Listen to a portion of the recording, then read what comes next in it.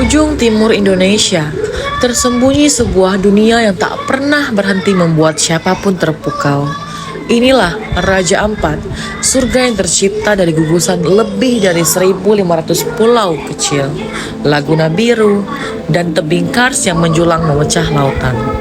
Dari Pulau Waigeo, tempat hutan tropis yang bertemu cahaya pagi, ke Pulau Misol, rumah bagi puluhan spesies karang yang tak ditemukan di tempat lain di dunia. Lalu ada Salawati dan Batanta, dua pulau besar yang menjaga keheningan, di mana laut sebening kristal memantulkan warna langit seperti cermin raksasa. Setiap sudut Raja Ampat menyimpan cerita tentang kehidupan yang tumbuh di bawah permukaan, tentang budaya yang bertahan di tepian ombak, dan tentang keajaiban alam yang masih dijaga dengan kesunyian. Raja Ampat, rumah bagi keindahan yang membuat waktu seakan berhenti.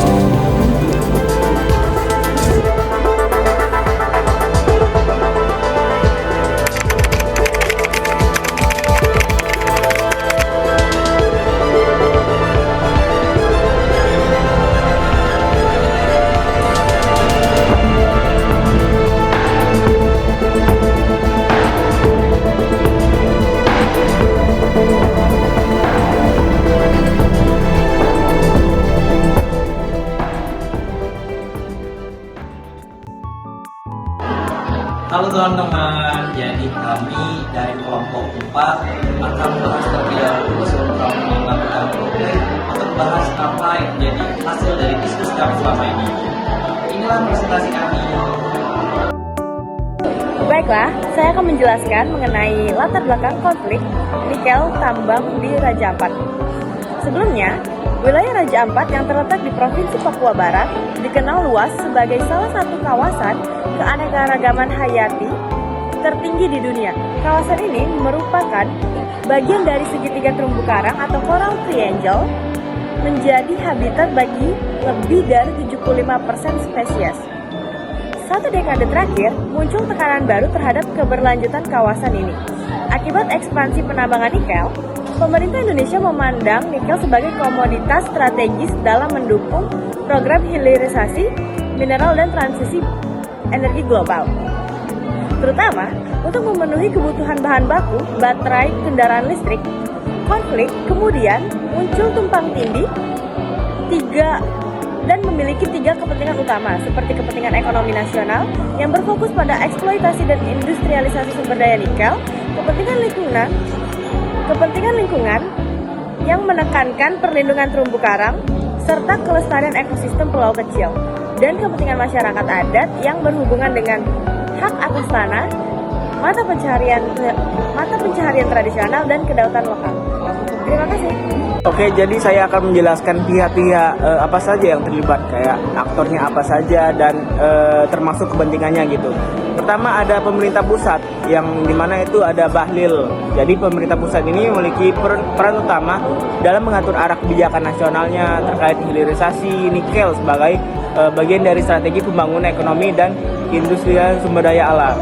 Terus ada yang kedua itu pemerintah daerah Raja Ampat. Nah, kalau pemerintah daerah Raja Ampat ini kayak menghadapi dilema tuh besar dalam mengelola isu tambang nikel.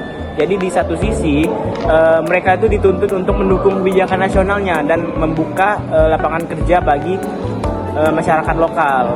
Terus ada yang ketiga itu perusahaan tambang PT Gap Nikel. Nah, jadi PT Gap Nikel ini menjadi aktor ekonomi utama lah yang memiliki kepentingan langsung terhadap keberlanjutan izin tambang itu di Pulau Gap ini. Jadi perusahaan ini berupaya untuk mengembangkan produksi nikel untuk memenuhi permintaan global mereka lah, terutama dari industri baterai kendaraan listrik. Terus juga ada yang keempat itu masyarakat adat suku Maya. Nah, masyarakat adat suku Maya ini merupakan masyarakat adat yang mendiami wilayah Raja Ampat lah. Jadi termasuk Pulau Gap ini. Mereka memiliki ikatan spiritual dan ekonomi yang kuat lah dan dengan laut dan tanah adat. Jadi kepentingan utama mereka itu yaitu tentu saja kepentingan utamanya melindungi wilayah tradisional mereka dari kerusakan akibat aktivitas tambang ini. Terus juga mempertahankan sumber mata pencaharian mereka di berbasis laut serta menjaga identitas budaya mereka yang erat dengan alam. Terus ada yang kelima itu aktivis lingkungan atau NGO. Nah, kalau NGO ini memiliki kepentingan untuk memastikan bahwa pembangunan ekonomi tidak merusak ekosistem alam yang menjadi bagian dari warisan dunia. Terus juga NGO ini atau Greenpeace ini menilai aktivitas tambang di Raja Ampat ini berpotensi mengancam kawasan di konversi laut yang memiliki keanekaragaman hayati tinggi. Nah, terus ada yang keenam itu Forum Mediasi Nasional atau Komnas HAM. Nah, kalau Komnas HAM ini berperan sebagai mediator lah yang netral gitu, yang menjembatani kepentingan mereka lah berbagai pihak dalam konflik tambang nikel. Jadi kepentingannya itu memastikan proses negosiasi ini berjalan adil gitu, transparan dan berlandaskan pada penghormatan hak asasi manusia. Terus ada yang terakhir tentu saja jurnalis internasional. Nah, jurnalis ini memiliki peran penting dalam membawa isu konflik sumber daya alam di Raja Ampat ini jadi ke panggung global gitu. Jadi kepentingannya itu menyuarakan dampak sosial dan lingkungan dari kegiatan tambang sekaligus memantau akuntabilitas pemerintah dan perusahaan. Itu saja, terima kasih. Oke, jadi saya akan menjelaskan tentang bagaimana pemetaan konflik di studi kasus yang kami bawakan pada hari ini. Gitu. Konflik nikel di Raja Ampat ini sendiri mencerminkan benturan antara kepentingan ekonomi, kelestarian lingkungan, dan juga kedaulatan masyarakat adat, sehingga pemberian izin eksploitasi nikel oleh pemerintah ini sendiri dan juga dari daerah, baik dari daerah maupun yang pusat kepada perusahaan seperti PT Galuh Nikel menimbulkan ketegangan sosial dan ekologis yang signifikan. Dalam konteks ini, model segitiga konflik Galtung kami bawakan dan juga kami pilih sebagai model analisis kami dalam melihat terkait studi kasus yang kami pilih ini. Sehingga daripada itu akan kami jelaskan yang pertama, yaitu dari segitiga Galtung ini sendiri memang terdiri dari 3 hal penyusun. Yang pertama adalah dari contradiction ataupun pertentangan konflik yang ada ataupun kepentingan. Lalu yang kedua adalah attitude ataupun persepsi dan sikap gitu. Lalu yang terakhirnya adalah behavior ataupun tindakan dan responnya. Untuk dari contradiction ini sendiri memang menjelaskan yaitu terkait sumber utama konfliknya, yaitu mengenai ketidaksesuaian antara tujuan dan juga kepentingan dari para aktor yang ada begitu. Jadi ketika melihat dari studi kasus ini, konflik sumber daya di Raja Ampat seringkali berakar pada perbedaan paradigma antara pembangunan ekonomi secara nasional dan juga konversi lingkungan. Pemerintah memandang pembangunan ekonomi nasional, pembangunan pertambangan nikel ini sebagai peluang untuk meningkatkan pendapatan daerah dan juga mendukung program hilirisasi industri nasional. Akan tapi sebaliknya, masyarakat adat dan juga LSM lingkungan menilai aktivitas tersebut sebagai ancaman terhadap ekosistem laut dan juga darat yang menjadi basis identitas serta mata pencarian lokal di wilayah setempat gitu. Kemudian pada attitude ataupun persepsi dan juga sikapnya, jika kita melihat ini untuk melihat bagaimana aktor dan juga untuk merasakan konflik yang ada ini sendiri. Pemerintah dan juga perusahaan tambang cenderung memiliki sikap instrumental terhadap sumber daya alam gitu. Sehingga dari bagaimana mereka melihatnya itu hanya sebagai satu aset ekonomi semata. Hal ini menciptakan persepsi bahwa penolakan masyarakat dan juga aktivitas merupakan hambatan terhadap pembangunan nasional. Di lain hal, masyarakat adat Raja Ampat melihat izin tambang sebagai bentuk ketidakadilan ekologis dan juga pengingkaran terhadap hak-hak rakyat atau khususnya pada hak masyarakat adat yang berada di Raja Ampat itu sendiri gitu. Lalu tentang behavior ataupun tindakan dan responnya, terlihat dari bagaimana tindakan nyata ataupun secara aktual dari para aktor di lapangan. Pemerintah pusat dan juga daerah mengeluarkan izin pertambangan meski terdapat protes publik. Masyarakat adat melakukan aksi penolakan, protes secara damai ataupun hingga melibatkan NGO internasional seperti WALHI, dan juga Greenpeace dalam kampanye advokasi lingkungan mereka terhadap kebijakan penambangan tersebut. Perusahaan tambang merespon begitu dengan pendekatan legal formal dan juga terkadang menggunakan narasi pembangunan berkelanjutan untuk membenarkan aktivitas yang sedang dilaksanakan oleh mereka, yaitu untuk bernambang secara ilegal gitu. Baik, selanjutnya saya akan memaparkan dampak dari konflik nikel di Raja Ampat ini. Di sini terdapat 3 dampak, yaitu ada dampak konflik dari sosial, lingkungan, dan juga ekonomi. Pertama, saya akan bahas dari dampak sosialnya. Konflik pertambangan dari nikel di Raja Ampat ini menimbulkan dislokasi sosial yang serius pada masyarakat, adat, dan juga komunitas pesisir. Hilangnya akses tradisional terhadap sumber daya laut, erosi kewenangan adat, dan juga meningkatnya friksi antar lokalitas akibat distribusi manfaat yang tidak merata. Lalu selain dampak sosial ada dampak lingkungan, yaitu sudah jelas banget bahwa aktivitas eksplorasi dan operasi nikel di wilayah Kepulauan Raja Ampat ini yang sensitif seperti Raja Ampat ini mengakibatkan dampak ekologis yang dapat bersifat luas dan hampir tidak dapat dipulihkan, khususnya terhadap ekosistem seperti terumbu karang, mangrove, dan juga stok ikan untuk ketahanan pangan lokal masyarakat Raja Ampat itu sendiri. Lalu selain ada dampak lingkungan dan juga sosial, tentu saja di sini ada dampak ekonominya. Yang pertama, dampak ekonominya adalah bukti empiris dari kajian lokal menunjukkan bahwa manfaat ekonomi yang diharapkan atau gaji, investasi, infrastruktur, dan juga pemasukan daerah itu seringkali terkonsentrasi pada aktor eksternal dan periode jangka pendek.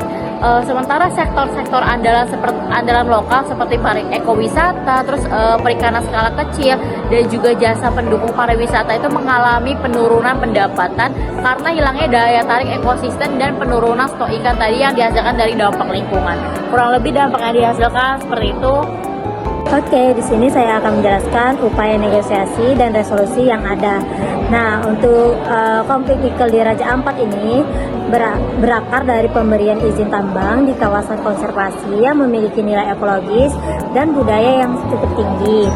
Nah, proses perizinan yang minim transparansi dan tidak melibatkan masyarakat adat yang memicu penolakan yang meluas.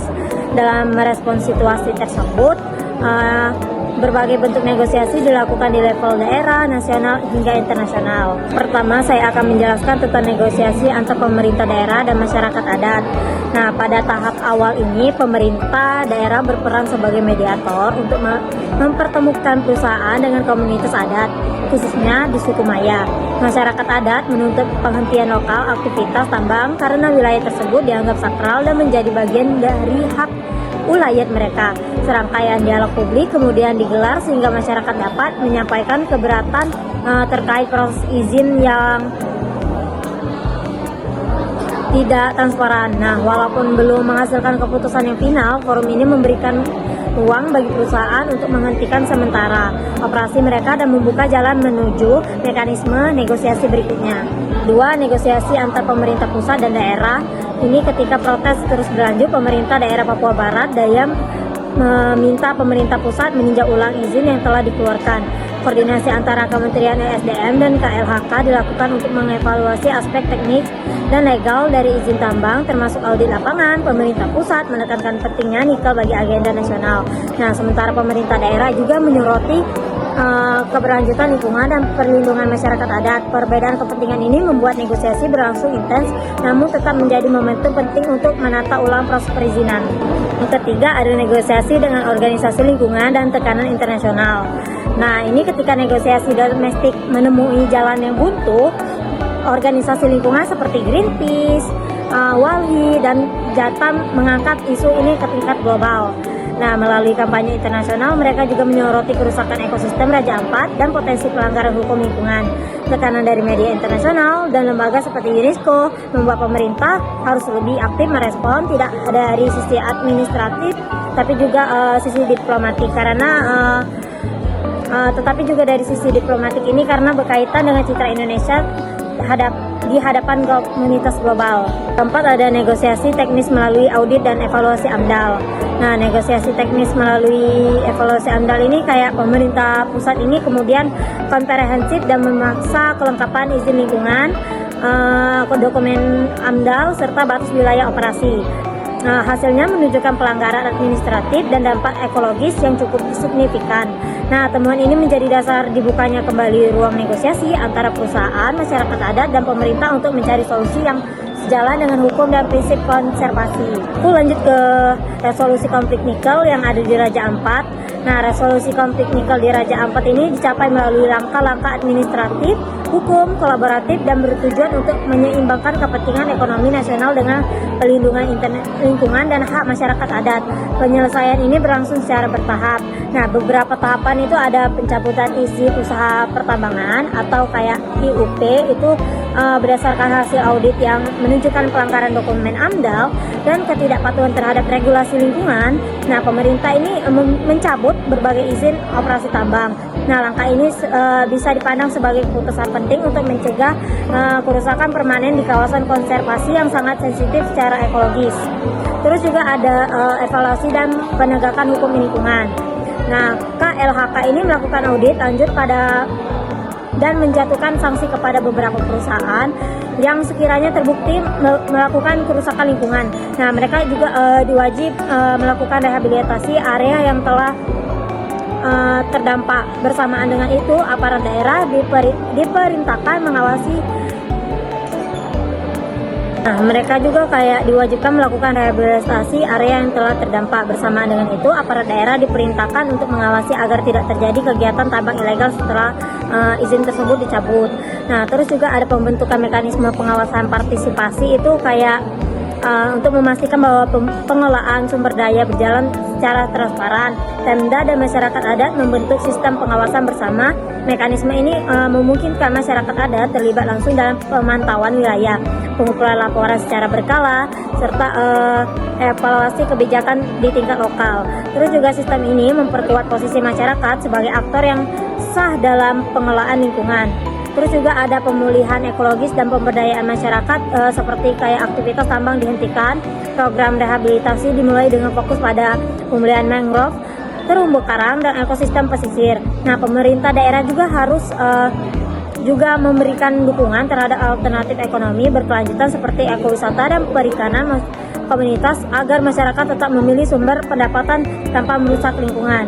Terus yang kelima, poin yang terakhir itu penerapan prinsip ESG dan tata kelola berkelanjutan yang sebagian dari pembelajaran kasus ini. Pemerintah memperkuat penetapan prinsip environmental, social, and governance atau yang biasanya disebut ESG. Nah, itu dalam tata kelola industri ekstraktif.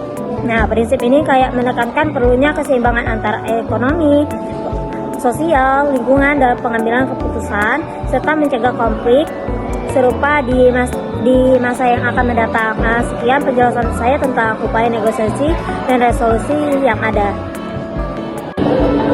Oke, sekarang kita akan masuk mengenai solusi atau tawaran mekanisme penyelesaian dari kelompok kami. Tapi sebelum itu kita akan melihat benchmark dari apa yang sudah pemerintah lakukan terhadap konflik ini. Yang pertama ada pencabutan 4 izin usaha pertambangan IUP nikel di Raja Ampat. Lalu ada penghentian sementara aktivitas PT GAG Nikel untuk evaluasi lingkungan. Ada penyegelan tambang ilegal di kawasan konservasi. Pengawasan lanjutan oleh KLHK dan penegasan perlindungan pariwisata berkelanjutan. Dan terakhir telah mendapatkan sorotan Komnas HAM soal konflik kepentingan dan hak masyarakat adat. Apabila kita analis dari penyelesaian yang sudah dilakukan oleh pemerintah sebelumnya, kebijakan ini masih reaktif dan juga top down, yang mana masih minimnya partisipasi masyarakat adat dan lemah transparansi dan akuntabilitas, sehingga akar konflik ketimpangan kekuasaan dan keadilan ekologis itu masih belum tersentuh hingga saat ini. Sehingga usul kelompok kami mengusulkan untuk membuat forum kolaboratif pengelolaan sumber daya alam Raja Ampat atau bisa disingkat sebagai FKPSDA, yang mana nantinya ini akan menggunakan mekanisme co-governance atau tata kelola kolaboratif, yang mana ini berbasis keterbukaan dan partisipasi, sehingga anggota-anggotanya nanti akan beranggotakan dari pihak pemerintah, masyarakat adat, perusahaan, dan juga NGO dari lingkungan, yang mana nantinya fungsi audit ini adalah lingkungan independen, dialog, dan juga pengawasan bersama izin tambang, serta yang terakhir adalah dana kompensasi ekologis yang dapat dikelola oleh komunitas global. Nantinya penyelesaian yang kami lakukan ini berbasis ke teori, yang mana teori pertama ada Collaborative Environmental Governance dari Emerson 2012, dan juga ada teori berbasis conflict transformation, yang mana nantinya efektivitas dari forum ini tetap bergantung pada reformasi izin, penegakan hukum, dan juga komitmen politik, yang mana tanpa itu semua resiko itu hanyalah simbolis. Mungkin sekian, terima kasih. Jadi saya akan memaparkan kesimpulan yang dimana mengenai konflik tambang nikel di Raja Ampat mencerminkan benturan kepentingan antara dorongan pembangunan ekonomi nasional dan upaya pelestarian lingkungan daerah. Pemerintah pusat melalui kebijakan hilirisasi nikel berupaya meningkatkan nilai tambah sumber daya alam serta mendukung transisi energi global. Namun, kebijakan ini menimbulkan ketegangan dengan pemerintah daerah, masyarakat adat, dan kelompok lingkungan yang menilai kegiatan tambang berpotensi merusak ekosistem laut dan mengancam identitas budaya masyarakat Raja Ampat. Nah, dari konflik ini terdapat beberapa pembelajaran penting. Yang pertama, ada pembangunan harus menyeimbangkan aspek ekonomi dan ekologi agar tidak menimbulkan kerusakan lingkungan maupun ketimpangan sosial. Yang kedua, transparansi dan partisipasi publik menjadi kunci dalam mencegah eskalasi konflik, sebab kurangnya keterlibatan masyarakat dalam proses perizinan tambang seringkali menimbulkan ketegangan. Dan terakhir, ada negosiasi multi pihak terbukti lebih efektif dibandingkan pendekatan top down karena mampu menghadirkan ruang dialog yang inklusif. Sekian presentasi dari kami. Terima kasih. Oke teman-teman, demikian hasil presentasi yang kami paparkan terhadap apa yang sudah kami bahas dari hasil diskusi kami. Mungkin selanjutnya kami akan mulai role play untuk bahas gimana sih real dan juga kasus yang sebenarnya dari implementasi juga apa yang kasus nyatanya yang apa yang kami bahas pada presentasi sebelumnya. Selamat menyaksikan. Good morning, viewers. Reporting from Gek Island, Raja Ampat, a breathtaking paradise that has now become the center of global attention. Behind its stunning turquoise waters and rich marine life, this island is hosting a pivotal forum that brings together representatives from the natural government, the local administration, a nickel mining company, indigenous community leaders, and environmental activists. Today's discussions will determine the future of Gek Island, whether it remains a protected conservation area preserving its natural and cultural heritage, or transforms into an industrial mining zone in the name of national economic growth. The atmosphere here is tense yet hopeful. Outside the venue, activities stage a peaceful demonstration, holding banners that read "Save Gek Island, Save Our Future." Meanwhile, inside, indigenous representatives in its traditional attire display sacred symbols of their ancestral land, standing free from their heritage. All eyes are now on this forum. Will it produce a consensus that bridges economic ambition and ecological preservation, or deepen the divide between competing interests? From Gek Island, Raja Ampat, this is Nisa reporting from BC News.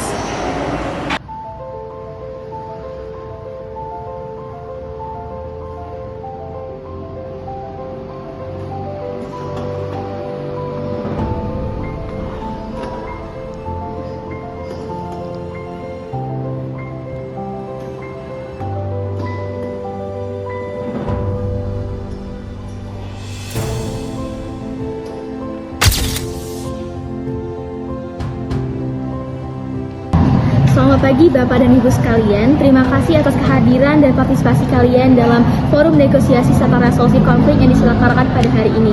Forum ini bertujuan untuk membahas salah satu isu strategis di kawasan timur Indonesia, yaitu konflik pertambangan yang terjadi di Kabupaten Raja Ampat. Kita tahu bahwa Raja Ampat dikenal secara luas, baik di tingkat nasional maupun internasional dengan keindahannya. Namun sekarang muncul ketegangan antara kepentingan pembangunan ekonomi nasional dan upaya pelestarian lingkungan di tingkat lokal. Baik, untuk memulai jalannya diskusi pada pagi hari ini, kita akan masuki sesi pertama, yaitu pemaparan pandangan awal dari setiap pihak.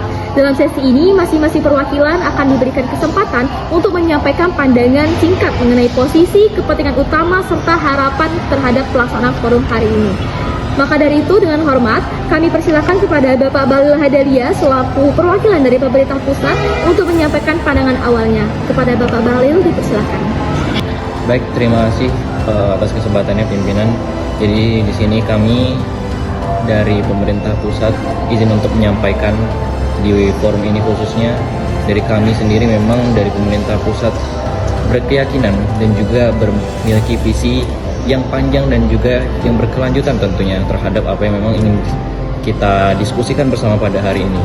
Dari kami sendiri memang mengharapkan untuk bagaimana hilirisasi ekonomi ini dan juga dari bagaimana ekonomi yang sedang kita usahakan bersama terkhusus pada wilayah di Raja Ampat itu jadi satu hal yang menjadi pondasi untuk keberlanjutan dan juga dari bagaimana itu mendongkrak perekonomian bagi masyarakat sekitar khususnya. Terima kasih kepada perwakilan pemerintah pusat. Selanjutnya kami persilakan kepada pihak pemerintah daerah Kabupaten Raja Ampat, Bapak Abdul Haris Mulati untuk menyampaikan pandangannya. Persilakan. Saya juga ada pemaparan singkat, yaitu kami tidak menolak pembangunan, tetapi Raja Ampat bertumbuh pada ekowisata. Jadi kerusakan lingkungan berarti kehilangan identitas dan masa depan ekonomi daerah. Terima kasih. Baik, berikutnya kepada perwakilan PT Det Nikel, Ibu Fitria dipersilakan. Terima kasih Bapak Ibu telah memberikan saya kesempatan pada hari ini. Kami sangat memahami sepenuhnya bahwa keresahan masyarakat ini dan menghormati nilai-nilai adat yang hidup di tengah komunitas lokal. Bagi kami, kehadiran perusahaan itu bukan sekedar untuk menjalankan kegiatan ekonomi, tapi juga untuk memberikan kontribusi yang positif bagi pembangunan daerah. Perlu kami sampaikan bahwa seluruh kegiatan operasional PT Det Nikel telah memiliki izin resmi dari pemerintah dan dijalankan sesuai dengan ketentuan hukum serta prinsip good mining practice. Kami berkomitmen untuk menerapkan praktik pertambangan yang berkelanjutan dengan mengedepankan aspek keselamatan, lingkungan, dan kesejahteraan masyarakat. Terima kasih. Selanjutnya kita dengarkan pandangan dari masyarakat adat suku Maya kepada Ibu Nabila dipersilakan. Dari dulu, jauh sebelum ada orang-orang datang membawa alat berat, izin tambang, dan semua janji-janji itu, orang sudah hidup berdampingan dengan alam. Tanah ini, laut ini, semua hasil dari jerih payah leluhur kami. Anak cucu kami tinggal dari makan dari situ, tentang hidupnya, tentang adat, semua kami belajar dari alam. Waktu perusahaan datang, orang tidak pernah diajak untuk duduk dan berbicara. Tidak ada musyawarah, tidak ada persetujuan. Tiba-tiba tanah orang digali, apa maksudnya dari itu? Laut pun jadi keruh, ikan-ikan menjadi hilang, anak-anak tidak bisa lagi main di pantai. Menurut orang hanya ingin untuk didengar, hak orang untuk diakui dan diajak berbicara. Itu saja. Terima kasih. Terakhir kita dengarkan pandangan dari perwakilan aktivis lingkungan kepada Ibu Anissa. Oke, baik, izin Bapak Ibu semua yang berada di forum ini, saya dari aktivis NGO atau aktivis lingkungan, perwakilan NGO ingin memberikan bahwa data dari sedimentasi ini meningkat dan seperti yang kita tahu bahwa ekosistem ini semakin rusak, sehingga kami meminta audit independen dan penghentian sementara untuk operasi kali ini. Baik, sekarang kita masuk ke sesi debat terbuka. Saya mohon kepada seluruh pihak untuk menyampaikan pandangannya secara bergantian dengan tetap menjaga ketertiban dan menghormati satu sama lain. Dalam sesi ini, tanggapan langsung antar perwakilan juga diperbolehkan sejauh masih dalam koridor diskusi yang konstruktif. Topik pertama yang akan kita bahas adalah apakah kegiatan penambangan nikel di Raja Ampat masih dapat dibenarkan dari aspek lingkungan dan sosial. Untuk memulai pertemuan pertama dengan topik mengenai isu legalitas dan persetujuan adat, maka dari itu kami persilakan kepada perwakilan masyarakat adat suku Maya untuk memulai tanggapannya. Legalitas di atas kertas itu tidak ada. Tidak sama dengan keadilan di tanah kami. Dari Jakarta bilang semua sudah sah, apanya yang sah? Tapi kami di sini tidak pernah diajak untuk berbicara, tidak pernah diajak ke meja musyawarah, di tempat ini pun tidak pernah ada panggilan. Kami juga dijaga dengan sumpah dan doa. Kami tidak pernah berbicara tentang transisi energi. Namun, tapi kenapa kami harus berkorban untuk laut kami? Sedangkan itu bukan tugas kami. Laut itu dapur kami, tempat kami hidup, tempat kami mencari makan dan untuk anak-anak kami. Kalau laut itu rusak, siapa lagi kami? Siapa lagi akan menanggung hidup-hidup kami di sini? Kami dari pemerintah pusat tentunya menyadari dan juga memahami posisi yang memang dari masyarakat adat tentunya apa yang mereka rasakan, apa yang memang dari kalian juga telah lalui selama ini begitu.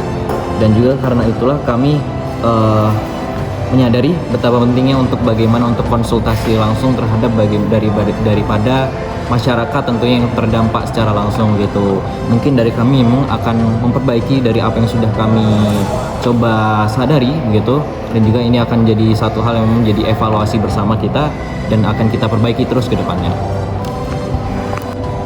Baik, dengan segala hormat Bapak Bahlil, justru itu ya yang menjadi permasalahan pada kali ini. Pencegahan pembangunan kali ini sering dijadikan alasan untuk melakukan proses partisipasi politik yang seharusnya menjadi hak masyarakat. Nah, FPIC ini wajib dilakukan dengan bebas dan didahulukan rakyat-rakyat Raja Ampat ini, dan juga diinformasikan secara penuh, tidak diinformasikan ketika pembangunan telah selesai dan segala macamnya, karena untuk transparansi dari si PT Nikel itu, sehingga persetujuan ini jikalau dilakukan tidak tanpa transparansi ini akan disebut dengan persetujuan yang cacat atau yang gagal. Seperti itu, Bapak. Izin ya Bapak, Ibu, kami memahami bahwa dalam perjalanan awal mungkin ada kekurangan dalam komunikasi antar perusahaan dan masyarakat.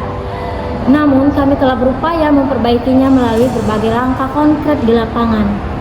Saat ini kami memiliki Community Liaison Officer yang bertugas menjembati komunitas antara masyarakat dan perusahaan agar setiap aspirasi maupun keluhan bisa ditindaklanjuti.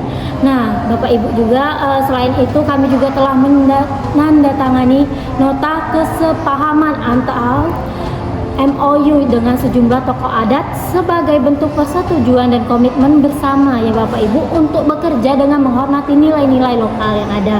Kami juga menyadari bahwa pembangunan kepercayaan membutuhkan waktu. Karena itu kami berkomitmen untuk terus memperkuat dialog agar ke depan kerjasama ini benar-benar membawa manfaat bagi semua pihak. Terima kasih. Tokoh adat mana yang kau bilang itu Yang datang tanpa musyawarah di kampung kah? Orang tidak butuh tanda tangan, orang hanya butuh duduk bersama-sama, mendengarkan, bicara jujur, dan suara orang-orang kampung orang didengar oleh orang-orang kamu. Jangan pakai satu atau dua orang yang dari punya kamu sendiri. Itu orang siapa? Orang kamu kan? Bukan orang torang. Jangan bawa kau punya orang kemari, saya juga punya orang-orang sendiri. Kalau kau benar mau bekerja di tanah ini, mengambil hak-hak kami, kau datang bicara baik-baik. Kayak kita bicarakan baik-baik, baru adat bisa kasih restu untuk kau menggali di tanah ini. Baik, mohon tenang sejenak. Kita catat terlebih dahulu bahwa terdapat perbedaan persepsi antara persetujuan formal dan persetujuan sosial. Keduanya akan coba kita sinkronkan secara bertahap agar tidak terjadi bias interpretasi. Kita masuk ke topik kedua, environmental damage versus economic benefit. Pertanyaannya, apakah kerusakan ekosistem dapat dianggap sebagai harga yang layak dibayar demi keuntungan ekonomi? Atau justru itu adalah cara berpikir yang salah dari awal? Tidak bisa. Data Walhi menunjukkan bahwa Papua Barat di tahun 2023 itu aktivitas tambang di Pulau Gak itu meningkatkan sedimentasi laut dan menyebabkan kematian biota karang hingga 40%. Dari ini dan ini bukan jenis kerusakan yang bisa dipulihkan hanya dengan menambah anggaran rehabilitasi saja. Karena Raja Ampat ini bukan sekedar aset pariwisata. Ini adalah laboratorium alam dunia. Kalau misalkan ekosistem ini rusak, kita kehilangan pengetahuan, kita kehilangan fungsi ekologis global kita, dan kita kehilangan warisan yang tidak tergantikan. Jadi pertanyaan trade off itu sendiri sudah keliru. Ekosistem tidak bisa diposisikan setara dengan keuntungan yang bisa digantikan oleh rehabilitasi jangka pendek. Pak Ibu sekalian, kami sangat memahami kekhawatiran yang muncul dan kami tidak menutup mata akan resiko lingkungan. Teknologi eco-mining yang kami gunakan dirancang untuk meminimalkan tailing, mengurangi beban sedimentasi, dan memastikan operasi berlangsung sesuai standar keberlanjutan internasional. Selain itu Bapak Ibu, kami sudah menyiapkan skema dan dana rehabilitasi pasca tambang yang terstruktur, termasuk program transisi masyarakat ke sektor ekowisata setelah operasi ini selesai, agar ada nilai ekonomi yang tetap terus bergerak meskipun tambang nantinya berhenti beroperasi. Arah kami bukan hanya mengambil sumber daya, tetapi membangun siklus ekonomi baru yang memberi peluang jangka panjang bagi wilayah. Boleh saya tambahkan? Jadi sebagai pemerintah daerah, kami bukan anti investasi ya, bukan anti investasi, tapi lokasi dan jenis investasi harus ditinjau ulang saat ini. Jadi saat ini tuh wisata bahari memberikan pemasukan miliaran rupiah per tahun dengan risiko kerusakan yang nyaris total. Jadi kalau kegiatan tambang ini terus berjalan tanpa dikoreksi, kami khawatir citra Raja Ampat sebagai destinasi konvers dunia yang selama ini kami bangun bersama akan melemah. Kami dari pemerintah pusat tentunya menyadari dan juga memahami posisi yang memang dari masyarakat adat tentunya apa yang mereka rasakan, apa yang memang dari kalian juga telah lalui selama ini begitu. Dan juga karena itulah kami menyadari betapa pentingnya untuk bagaimana untuk konsultasi langsung terhadap daripada masyarakat tentunya yang terdampak secara langsung gitu. Mungkin dari kami memang akan memperbaiki dari apa yang sudah kami coba sadari begitu, dan juga ini akan jadi satu hal yang menjadi evaluasi bersama kita dan akan kita perbaiki terus ke depannya. Kalau mau bicara realistis ya realistis juga sama alam. Orang ini bukan hanya makan baterai, orang ini semua makan ikan dan makan makanan dari alam. Orang juga minum dari air tanah. Sekarang laut juga mulai kotor. Siapa yang bertanggung jawab? Air pun terasa seperti besi. Ini bukan teori, ini torang yang torang rasakan setiap hari. Torang paham mengapa energi di dunia ini seperti kotor sebagaimananya. Tapi mengapa? Mengapa harus torang yang merasakan? Itu bukan salah torang. Ini warisan mama-mama tua, bapak-bapak adat dari dulu juga. Janganlah kau bikin ini rusak hanya demi uang yang cepat. Karena kalau alam mati, torang juga mati. Teman-teman torang dan anak-anak cucu torang di masa depan juga ikut mati toh. Baik, catatan penting untuk semua panelis, di sini terlihat jelas ada benturan antara realitas ekonomi nasional dan realitas ekologis lokal. Dua kepentingan ini sama-sama sah dan keduanya harus masuk dalam konstruksi solusi, bukan saling meniadakan. Baik, sekarang kita masuk pada isu terakhir, transparansi. Ini menjadi titik paling rapuh dalam setiap konflik kebijakan sumber daya. Pertanyaan saya sederhana, mengapa kepercayaan antar pihak begitu sulit dibangun, padahal data, izin, standar, bahkan komitmen itu secara teori bisa ditunjukkan dan diverifikasi? Kepercayaan sulit lahir karena masih terlalu banyak informasi yang tidak dibuka. Dokumen AMDAL tidak mudah diakses publik, isi kontrak tidak diketahui masyarakat, dan hasil monitoring lingkungan itu tidak diumumkan secara berkala. Nah, dalam kondisi seperti ini wajar kalau misalkan publik itu curiga. Transparansi itu bukan ancaman, Ibu. Justru itu fondasi untuk kredibilitas kita. Kalau memang semua proses itu berjalan bersih dan sesuai standar, membuka data seharusnya tidak menjadi masalah pada saat ini. Bapak Ibu, kami tidak menolak transparansi, namun perlu dipahami bahwa ada beberapa informasi teknis dan finansial yang bersifat rahasia, perubahan dan dilindungi secara hukum. Meski demikian, kami bersedia membuka ringkasan hasil audit internal secara berkala agar publik bisa melihat komitmen kami dalam menjaga standar lingkungan dan operasional. Disinilah persoalannya. Kami memahami bahwa ada informasi yang bersifat proteksi korporasi, tapi ya, jangan semua yang berkaitan dengan kepentingan publik disembunyikan dengan alasan rahasia ya. Publik berhak tahu bagaimana izin diterbitkan, bagaimana proses evaluasinya, dan siapa yang mendapatkan manfaat gitu.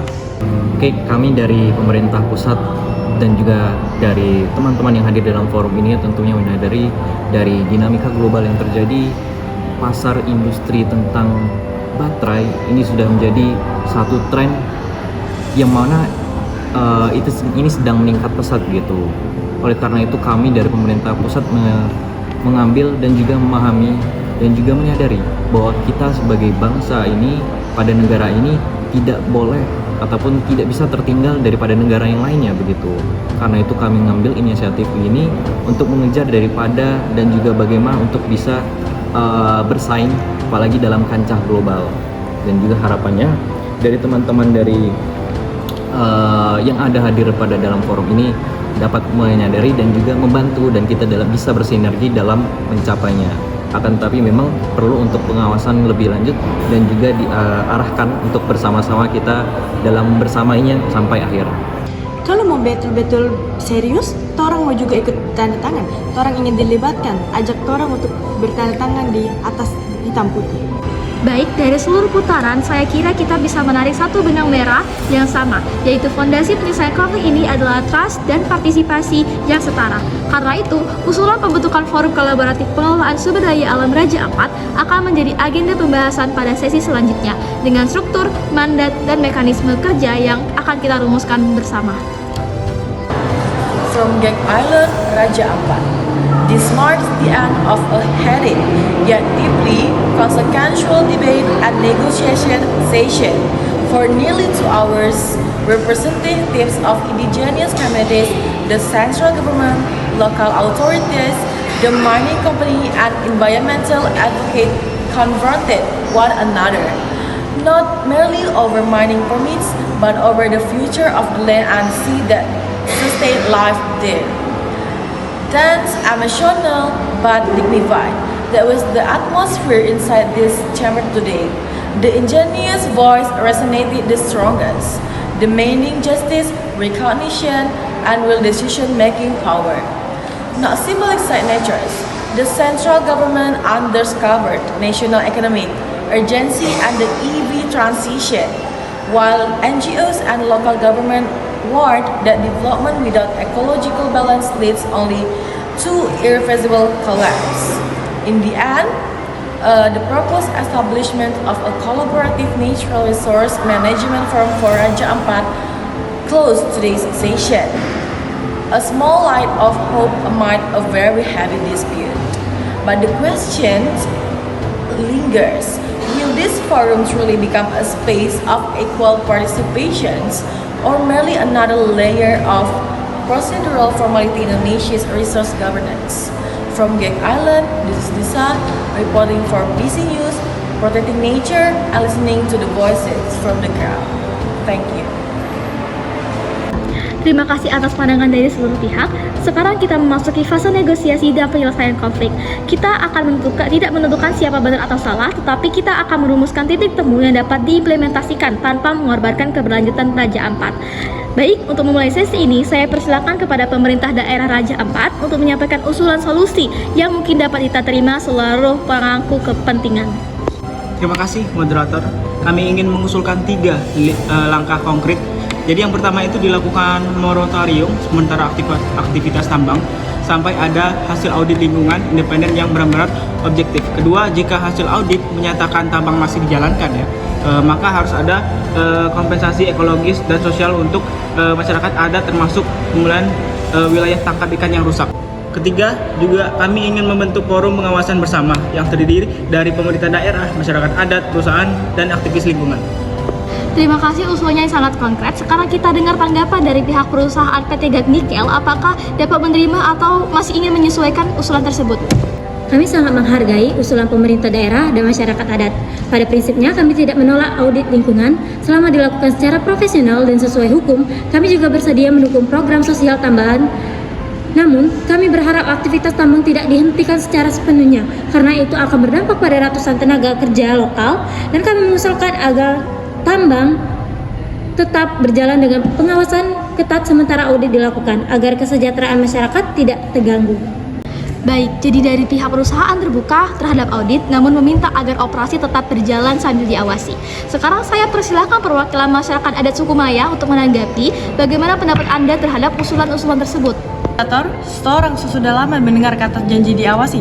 Saya harap kalau hasil audit dibilang masih aman, kita bicara lebih lanjut, tapi jangan dulu jalan terus sambil bilang nanti kita perbaiki. Itu bukan keadilan, tapi penundaan penderitaan. Saya ingin bukti. Terima kasih, pandangannya sangat jelas dan penuh emosi yang saya kira kita semua dapat rasakan. Sekarang saya ingin mendengar tanggapan dari aktivis lingkungan atau NGO. Bagaimana Anda melihat titik tengah dari situasi ini? Baik moderator, saya setuju sekali dengan masyarakat adat dan prinsip kehati-hatian yang memang harus dikedepankan. Audit tanpa penghentian sementara itu tidak independen karena kerusakan akan terus berjalan. Nah, kami mendukung gagasan moratorium sementara dan juga forum pengawasan bersama. Selain itu kami juga meminta agar dokumen AMDAL dan juga hasil audit diumumkan ke publik ya Pak Bahlil, supaya masyarakat ini bisa memantau langsung, bukan hanya pejabat dan juga perusahaan. Baik, saya catat 3 poin kesepakatan yang mulai terbentuk. Audit lingkungan independen, moratorium sementara operasi tambang, pembentukan forum penguasa bersama dengan keanggotaan multi pihak. Saya ingin meminta konfirmasi dari semua pihak apakah bisa menyetujui 3 poin dasar ini sebagai langkah awal menuju resolusi. Maka dengan begitu kami dari pemerintah pusat mengusulkan dan juga menyetujui dari apa yang sudah diusulkan. Baik, kami menerima kesepakatan ini dengan catatan moratorium tidak berarti pemutusan tenaga kerja. Kami ingin memastikan pekerja lokal tetap mendapatkan penghasilan selama proses berlangsung. Baik, dengan demikian forum hari ini telah mencapai kesepahaman awal bukan akhir, tapi langkah pertama menuju keadilan ekologis di Raja Ampat. Semoga kesepakatan ini menjadi contoh bahwa pembangunan dan pelestarian tidak harus menjadi musuh, melainkan dua sisi dari masa depan Indonesia. Terima kasih kepada seluruh pihak yang telah berbicara dengan hati dan kepala dingin. Sebagai hasil dari forum negosiasi ini telah disepakati 3 langkah utama. 1. Dilakukannya audit lingkungan independen. 2. Ditetapkannya moratorium sementara operasi tambang. Dan terakhir dibentuknya forum pengawasan bersama yang terdiri dari pemerintah, masyarakat adat, perusahaan, dan NGO. Kesepakatan ini bukan akhir dari perjalanan, melainkan awal dari komitmen bersama untuk membangun masa depan Raja Ampat yang adil dan hijau. Dengan ini saya nyatakan forum negosiasi hari ini resmi ditutup. Terima kasih atas kerjasama dan dedikasi semua pihak.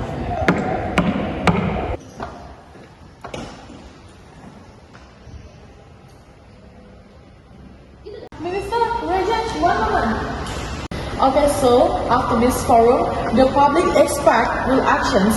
How will the government ensure that this mining moratorium does not end up being just another promise on paper? Jadi katanya Bapak setelah forum tadi, apakah publik itu menunggu bukti nyata? Apakah nanti moratorium itu hanya kertas saja atau gimana? Oke, jadi kita semua tadi sudah bersama-sama untuk menyemangati dari pemerintah pusat dan juga daerah dan juga tentunya seluruh hadirin yang hadir pada tadi, kita bersama-sama akan melakukan monitoring secara transparan gitu. Tentunya ini semua untuk kebaikan kita bersama. Orang jaga sama-sama lingkungan.